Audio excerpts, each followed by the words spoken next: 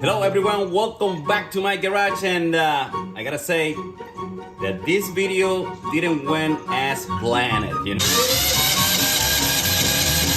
Troubleshooting section here, the spark plug. So I believe it's the spark plug. Here is the new one.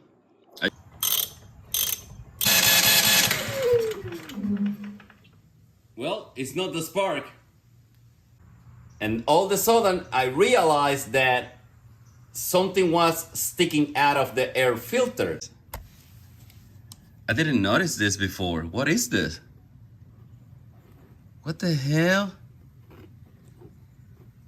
What? This came out.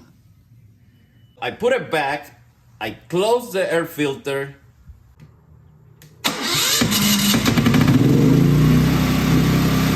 After that, the generator started.